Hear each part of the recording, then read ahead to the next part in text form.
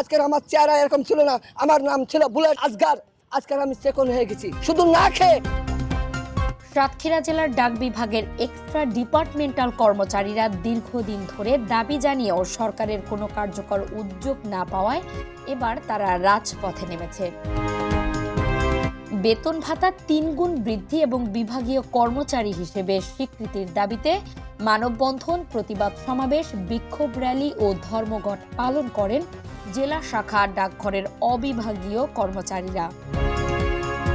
মঙ্গলবার দুপুরে সাতক্ষীরার কলারোয়া উপজেলা পরিষদ প্রাঙ্গণে জেলার বিভিন্ন এলাকা থেকে আসা ডাক বিভাগের ইডি কর্মচারীরা একত্রিত হয়ে মানববন্ধন ও প্রতিবাদ কর্মসূচি পালন করেন।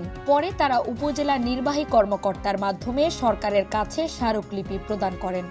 আমাদের যখন চাকরিতে নিয়োগ দিয়েছে তখন আমাদের এই কথা ছিল না যে আমাদের এরকম অবিভাগীয় বিভাগীয় এরকম বৈষম্য থাকবে, কিন্তু আজকে এসে দেখছি আমরা এই বৈষম্যের শিকার হয়েছি। যে আমাদের বেতন ভাতাটা বৃদ্ধি করুক এবং আমাদের জাতীয়ভাবে একটা স্বীকৃতি দিক।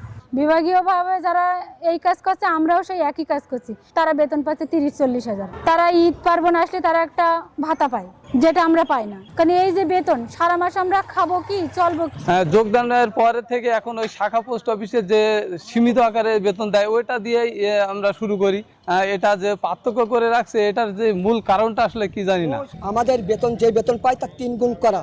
আর দ্বিতীয় দাবি, আমাদের অবিভাগীয় কর্মচারী আমরা বিভাগীয় কর্মচারী করতে হবে আমাদেরকে। যে বেতনটা দেওয়া হয় এটা লজ্জার বিষয়, আমরা কাউকে বলতে পারি না জনসমাজে, এমনকি আমাদের কোনো আত্মীয় স্বজনকেও বলতে পারিনি।